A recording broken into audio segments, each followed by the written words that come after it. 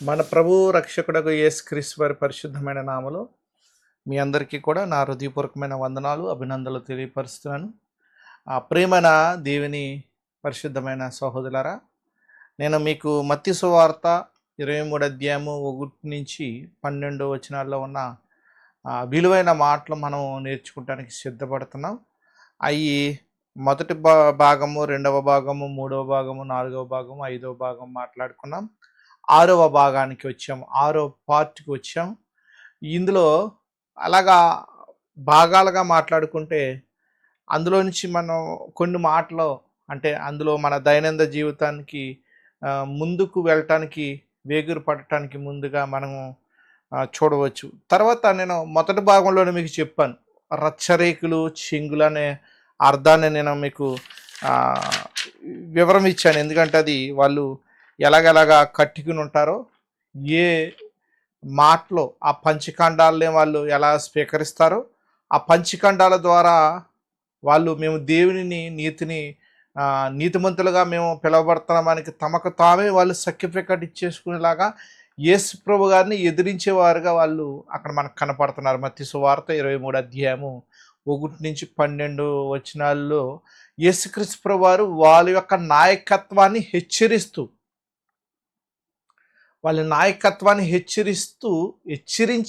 చెప్పిన మాటలు. వాళ్ళు యేసుక్రీస్తు ప్రభు వారు వాళ్ళ యొక్క నాయకులు, మత నాయకులు కదా, వాళ్ళు యోధా నాయకులు కదా. ధర్మశాస్త్రాన్ని అవలంబించుకుని ధర్మశాస్త్రం ప్రకారంగా మేము దేవుని దగ్గరికి వెళ్ళగలమన్న నమ్మకంతోనే యేసుక్రీస్తు ప్రభు వారి ముందు నిలబడి యేసుక్రీస్తు ప్రభు వారిని తిరిగి ప్రశ్న వేసేవారుగా వాళ్ళు మనకు అక్కడ కనపడుతుంది. అలాగా ప్రశ్న వేసినప్పుడు ఆ జన సమూహంతో యేసుక్రీస్తు ప్రభు వారు చెప్తున్న మాటలు అవి. వాళ్ళని హెచ్చరిస్తూ వాళ్ళకి ఇదిగో మీరు ఇలాగా వీరిలాగా ఉండొద్దు, వారు చెప్పిద్దరే కానీ చేయరు, వాళ్ళు చెప్తారు కానీ వాళ్ళు చేయరు అన్న మాటలో తన శిశువులకి అక్కడ ఉన్న జన సమూహానికి కూడా మనము చెప్పవచ్చు. అంటే ఇందులో అందరూ మారంటే కొంతమంది మారు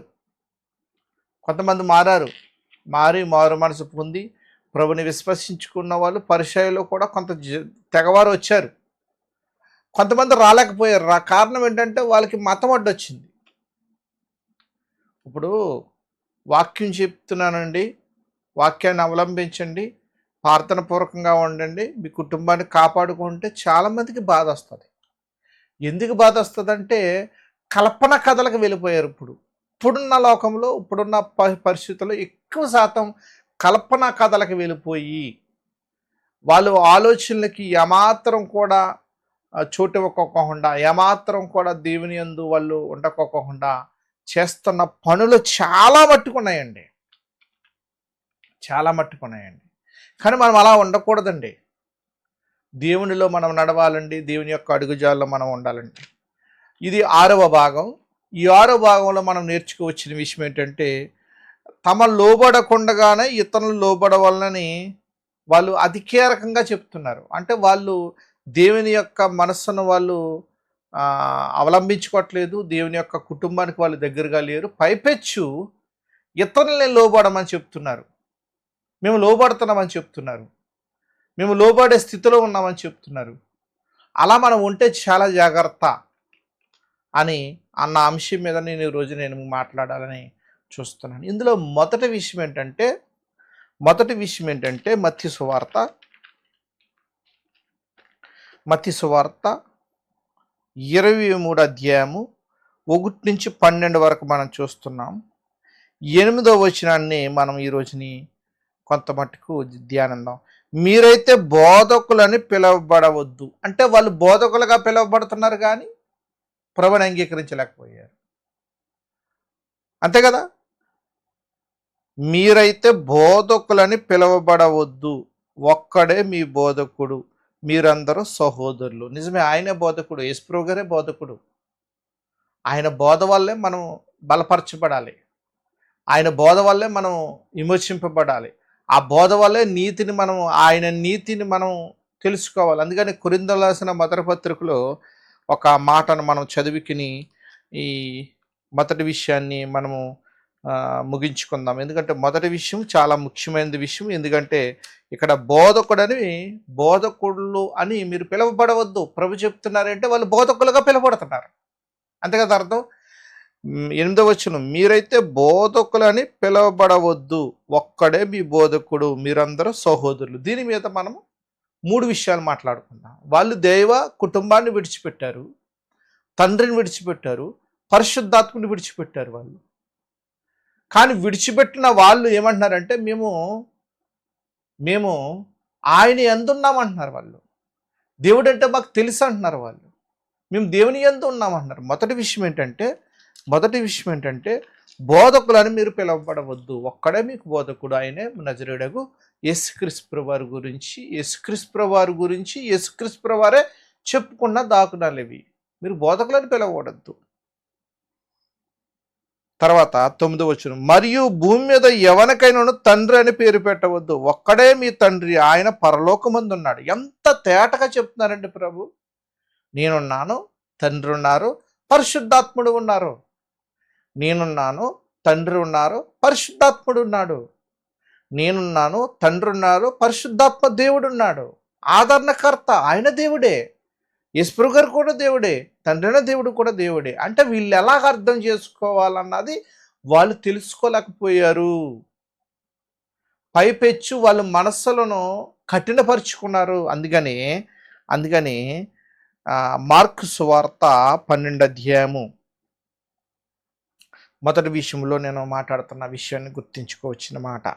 మార్కు సువార్త 12వ అధ్యాయము 38వ వచనం, మరియు ఆయన వారికి బోధించుచు ఇట్లనను, శాస్త్రుల గురించి జాగ్రత్త పడుడి, వారు నిలువటంగులు ధరించుకుని తిరుగుటను, సంత వీధుల్లో వందనములను, సమాజ మందిరములో అగ్రపీఠములను, విందులలో అగ్రస్థానములు కోరిన వారై వెధవరాండ్ర ఇండ్లు ద్రిగమింగుచు మాయవేశముగా దీర్ఘపార్థనలు చెయ్యుదురు, వీరు మరి విశేషముగా శిక్ష విధి పొందుదురనెను. ఏం చేస్తున్నారంట వాళ్ళు? మొదటి విషయంలో ఏం చేస్తున్నారంట? విందులలో అగ్రస్థానం కోరిన వారే ఉన్నారంట. వెధవరాండ్ర ఇండ్లు మృంగుచు మాయవేశముగా దీర్ఘపార్థనలు చెయ్యుదురు, వీరు విశేషముగా శిక్ష విధి పొందుదురను. చాలామంది ఇప్పుడు యూట్యూబర్లో కానీ ఎక్కడైనా కానీ ఆత్మను రక్షించేవారు తక్కువ మంది అయిపోయారు. ఆయన యొక్క కుటుంబమే నిలబడుతుంది. అలా కాదు, కుటుంబం నీ యొక్క కుటుంబం కాదు. పైపెచ్చు నువ్వు ఆత్మను రక్షించే సేవకుడిగా తీర్చిదిద్దబడాలి తప్ప నీ యొక్క సంతోషం కోసము, ధనం సంపాదించుకోవడం కోసం నువ్వు సేవలోకి వచ్చినట్లయితే దేవుడు నీ సేవను అంగీకరించడు, దేవుడు ఒప్పుకోడు. అటువంటి వాళ్ళ వైపును మనం ఎక్కువ వెళ్ళకూడదు. ఇది మొదటి విషయం. రెండో విషయం ఏంటంటే 10వ వచనంలో, మరియు మీరు గురువులని పిలువబడవద్దు, క్రీస్తు ఒక్కడే మీ గురువు. రెండో విషయం అర్థమవుతుందా? మీరు గురువులని అనబడవద్దు. దీనికి మనం ఒక మాట మనం చూద్దాం. లోకాసు వార్త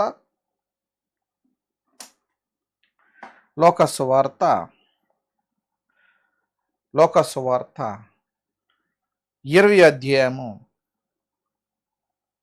45వ వచనం, ప్రజలందరూ వినిచుండగా ఆయన ఇట్లను, శాస్త్రుల గురించి జాగ్రత్త పడడి. అంటే వాళ్ళు గురువులుగా పిలువబడుతున్నారు అన్నమాట. మీరు చూడండి, అంతే కదా. మరి 10వ వచనం ఏమన్నారు? మరియు మీరు గురువులని పిలువబడదు.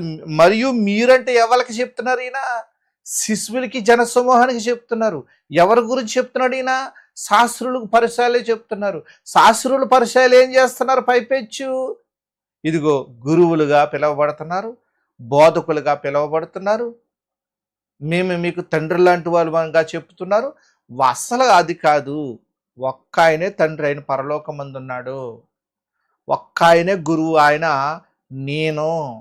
ఒక్క ఆయనే బోధకుడు, ఆయన పరిశుద్ధాత్ముడు నాలో నుంచి మీకు బోధిస్తున్నాడు.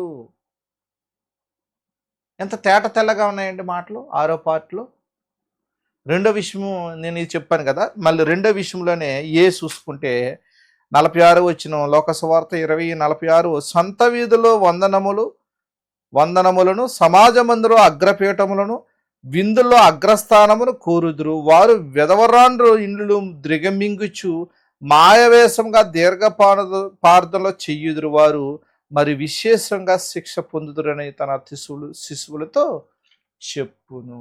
రెండో విషయంలో గురువులుగా పిలవడద్దు, వీళ్ళు గురువులుగా పిలువబడుతున్నారు. బోధకులుగా పిలవడద్దు, వీళ్ళు బోధకులుగా పిలువబడుతున్నారు. తండ్రిగా పిలువబడవద్దు, తండ్రి ఒక్క ఆయనే పరలోకమందు ఉన్నాడు, ఆయన మీకు తండ్రి నాకు తండ్రి అని తన శిశువులకి తన పక్కన ఉన్న జనసమూహానికి చెప్తుంటే, ఇదిగో వీళ్ళ ఉండకుండా ఎందుకు జాగ్రత్త పడాలి. 45 వచనం, ప్రజలందరూ వినిచుండగా ఆయన ఇట్లను శాస్త్రుల గురించి జాగ్రత్త పడుడి. రెండో విషయంలో తేటతెల్లగా మనం అర్థం చేసుకోండి. తర్వాత మూడో విషయం ఏంటంటే మీ అందరికంటే గొప్పవాడు మీకు పరిచారకుడై ఉండవలను. పరిచారకుడుగా ఉండాలి, అంతే కదా. పరిచారకుడుగా ఉండాలి, అంతే కదా ఆయన చెప్పి మాట. పరిచారకుడుగా ఉండాలి అంటే ఆయన ఎలాగైతే టవల తీసుకుని ఆయన అవన్నీ చేశారో, మనము కూడా మనల్ని మనం తగ్గించుకునే వారంగా, మనల్ని మనము ఆయనతో సంబంధం కలిగిన వారుగా మనమందరం కూడా ఉండాలని ఈ మాటలు నేను మీకు చెప్తున్నాను. ఎందుకంటే ఇక్కడ ఒక మాట ఉన్నదండి, ఆ మాట మనం చదివికిని ముందుకు వెళ్దాం. ఆ మాట ఏంటంటే, ఎవరైతే తగ్గించుకుంటారో వాళ్ళు నా సహోదరులు, ఎవరైతే తగ్గించుకోలేరో వాళ్ళు నా సహోదరులు కాదు. ఎవరైతే తగ్గించుకుంటామో మనం ఆయన సహోదరులం అయిపోయాం, అంతే కదా. తేటతెల్లగా చెప్తున్న మాట ఇంతే కదా, అంతే కదా. తేటతెల్లగా చెప్తున్న మాట ఇదే కదా. ఆయన చెప్తున్న మాటలు ఇవే కదా. ఎవరైతే తగ్గించుకుంటామో ఆయన ప్రకారంగా మనం వర్ధిల్లాలి. అందుకని వీళ్ళు తగ్గించే గుణం లేదు, పైపెచ్చు. జాగ్రత్త పడండి అన్నారు. మార్కు సువార్తలో కూడా అదే వింటున్నాం. లోక సువార్త 20:45 కానించి అదే వింటున్నాం. తర్వాత మత్తయి సువార్త 6 అధ్యాయానికి కూడా వద్దాం. మత్తయి సువార్త 6 అధ్యాయానికి కూడా వద్దాం. 6 అధ్యాయం 6వ వచనం, నీవు ప్రార్థన చేయనప్పుడు నీ గదిలోనికి వెళ్ళి తలుపు వేసుకుని రహస్యమందు నీ తండ్రికి ప్రార్థన చేయమప్పుడు రహస్యమందు చూచి నీ తండ్రి నీకు ప్రతిఫలం ఇచ్చును. మరియు మీరు ప్రార్థన చేయనప్పుడు అన్యజన వలె వ్యర్థమైన మాటలు వచ్చింపవద్దు, విస్తరించి మాట్లాడటం వల్ల తమ మనవి వినబడిన వారు తలంచుచున్నారు. మీరు వారి వలె ఉండకుడి, మీరు మీ తండ్రిని అడగక మునిపే మీకు అక్కరకి ఉన్నావో ఆయనకు తెలియను కాబట్టి మీరు ఎలాగా ప్రార్థన చేయుడి. ప్రార్థనలో దీర్ఘ ప్రార్థనలు చేస్తున్నారు, మాయవేషం వేసుకుంటున్నారు ఈ పరిచయులు శాస్త్రులు. మీరు అలా వద్దు. అంటే అల్టిమేట్గా 6వ భాగంలో నువ్వు ఏం చేసుకున్నావంటే, బోధకులుగా పిలువబడవద్దు, ఒక్క ఆయనే బోధకుడు, ఆయన పరిశుద్ధాత్ముడు, లేక ప్రభువైన యేసుక్రీస్తు వారు. ఇది ఎక్కడ ఉంటుంది మనకి? యోహాను సువార్త 13:13. యోహాను సువార్త 13వ వచనం. అంటే ఎప్పుడైతే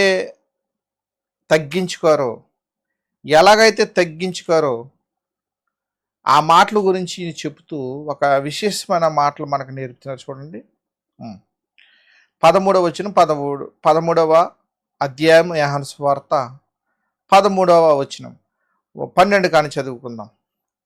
వారు పాదములు కడిగి తన పైవస్త్రం వేసుకుని తర్వాత ఆయన మరలా కూర్చుండి నేను మీకు చేసిన పని మీకు తెలిసినదా? బోధకుడనియు ప్రభు అనియు మీరు నన్ను పిలుచుచున్నారు. నేను మీకు బోధకుడును ప్రభువు గనుక మీరిట్లు పిలుచుట న్యాయమే. కాబట్టి ప్రభువు బోధకుడైనను నేను మీ పాదములు కడిగిన ఎడల మీరు ఒకని పాదములు ఒకరు కడగవలసినదే. నేను మీకు చెప్పిన ప్రకారం మీరు చేయవలనని మీకు మాదిరిగా ఎలా చేసి తిని. దాసుడు తన యజమానుడి కంటే గొప్పవాడు కాడు, అపొస్తలుడు తన్ను పంపిన వాని కంటే గొప్పవాడు కాడని మీతో నిశ్చయముగా చెప్పుచున్నాను. ఈ సంగతులు మీరు ఎరుగుదురు గనక వీటిని చేసిన ఎడల మీరు ధన్యులగుదురు. మీ అందరి గురించి నేను చెప్పలేదా? నేను ఏర్పరచుకుని వాడిని ఎరుగుదునని ఆయన ఇస్కరియోతు యూద గురించి వెళ్ళిపోతున్నారు. అంటే మనం ఏం చేయాలి అల్టిమేట్గా అంటే మనము తగ్గించుకోవాలి. మనము తగ్గించుకున్నట్లయితే మనము హెచ్చింపబడతాం. మనం హెచ్చించుకున్న మనకి పరిచయలు శాస్త్రులాగా ఇదిగో ఆయన రాజ్యాన్ని కోల్పోతాం. పైపెచ్చు ఆయన ప్రతిఫలము మనము పొందలేము. పైపెచ్చు ఆయనతో కుడిపరుషు మీద మనకు అవకాశం లేకోకుండా రాలిపోరుగా ఉంటాం. ఎందుకంటే పులుషిన పిండైన పరిచయాల గురించి జాగ్రత్త పడండి. వాళ్ళు ప్రభుని అంగీకరించలేకపోయారు. ప్రభు యొక్క ఆలోచనలో వాళ్ళు ఉండలేకపోయారు. ఈ 6వ భాగం నీకు ఏం తెలియపరచబడుతుందంటే ఇదిగో దేవుని యందు నువ్వు ఉండు, ఆయన ప్రేమ యందు ఉండు, ఆయన కృప యందు ఉండు. అప్పుడు దేవుడు నీకు మంచి ఆరోగ్యాన్ని దయచేస్తాడు. దేవుడు ఈ మాటలు నీ వినికిల్లో జ్ఞాపకం చేసుకునుగాక. 3 విషయాలు నేర్చుకున్నాం. బోధకుడని పిలువబడవద్దు, తండ్రి అని పిలువబడవద్దు, గురువు అని పిలువబడవద్దు. ఈ 3 కూడా వాళ్ళ దైవ కుటుంబానికే చెందినవి. ఇవి మనం అర్థం చేసుకుని ముందుకు వెళ్ళిపోవటమే ఉత్తమం తప్ప వీటిని మనం కొలిచి స్కేల్ తోటి ఇవన్నీ చేయటం, ఈయనకంటే ఆయన గొప్పవాడు, ఆయనకంటే ఈయన గొప్పవాడు, ఈయనకంటే ఆయన గొప్పవాడు, ముగ్గురు సమానమే. వాళ్ళు ముగ్గురు ఏక మనసు కలిగి ఉన్నారు, ఏకసారం కలిగి ఉన్నారు, ఏక తత్వం కలిగి ఉన్నారు. పలు రకాలుగా చేసుకుని వచ్చారు. అంతే. వాళ్ళు ఏకత్వం కలిగి ఉన్నారు, ఏక మనసు కలిగి ఉన్నారు. అందుకనే ఒక మాట చదువుతాను. యోహాను సువార్త 14:23. యేసు ఒకడు నన్ను ప్రేమించిన వాడైతే నా మాట గైకును, అప్పుడు నా తండ్రి వాడిని ప్రేమించిన మేము వాని యొద్దకు వచ్చి వాని యొద్ద నివాసం చేతుము. నన్ను ప్రేమింపని వాడు నా మాటలో గైకునుడు. మీరు వినిచున్న మాట నా మాట కాదు, నన్ను పంపిన తండ్రిదే అంటాడు ఆయన. తర్వాత ఇందులోనే 16 చూడండి, 16:27 చూడండి. మీరు నన్ను ప్రేమించి నేను దేవుని యొద్ద నుండి బయలుదేరి వచ్చిద్రని నమ్ముదురు గనుక తండ్రి తానే మిమ్మల్ని ప్రేమించుచున్నాడు. నేను తండ్రి యొద్ద నుండి బయలుదేరి లోకమునకు వచ్చి ఉన్నాను, మరియు లోకమును విడిచి తండ్రి యొద్దకు వెళ్ళుచున్నాను వారితో చెప్పాను. ఎప్పుడైతే ఆయన మహాలోకాన్ని నుంచి ఇక్కడికి వచ్చాడని మనం విశ్వసించుకున్నట్లయితే తండ్రి మనల్ని ప్రేమిస్తున్నాడంట. తర్వాత 15 యోహాను సువార్త 15:3. నేను మీతో చెప్పిన మాటలు మీరు ఇప్పుడు పవిత్రులైనారు. నా యందు నిలిచి ఉండడు, మీ యందు నేను నిలిచి ఉంటాను. తీగ ద్రాక్ష వల్ల నిలిచి ఉంటే గాని తనంతట తాను ఎలా ఫలింపదో అలాగే నా యందు నిలిచి ఉంటేనే గాని మీరు ఫలింపరు. ద్రాక్షవల్లి నేను, తీగులు మీరు. ఎవడు నా యందు నిల్చుండో నేను ఎవని యందు నిల్చుండో వాడు బహుగా ఫలించును. నాకు వేరుగా ఉండి మీరు ఏమీ చేయలేరని 2వ వచనం అంటున్నారు చూడండి. నాలో ఫలింపన ప్రతి తీగు ఆయన తీసి పరవేను. ఫలించి ప్రతి తీగి మరి ఎక్కువగా ఫలించాలని దానిలో పనికిరాని తీగులు కూడా తీసివేసును. ఫలము నాయందు, నేను ఎప్పుడైతే నాయందు మీరు ఫలిస్తారో తండ్రి ఆనందపడుతున్నాడని తేట తెల్లగా చెప్పడం జరిగింది. కాబట్టి గురువులని పిలువబడవద్దు, బోధకులని పిలువబడవద్దు, తండ్రి అని పిలువబడవద్దు. అలా పిలువబడుతున్న అగ్రస్థానంలో ఉన్న ఈ పరిచయల శాస్త్రుల గురించి తత్వాన్ని మానేసి తగ్గించుకుని మనసు కలిగి జీవించి ఆయనలో మనం అందరం కూడా ఉండాలని అటు కృప దేవుడు మీ అందరికి ఇచ్చునుగాక. 6వ భాగం సమర్థమైపోయిందండి. 7వ భాగానికి కూడా మనం తర్వాత మాట్లాడుకుందాం. దేవుడు మిమ్మల్ని మీ కుటుంబాలని ఆశీర్వదించి కాచి కాపాడునుగాక. ఆమేన్.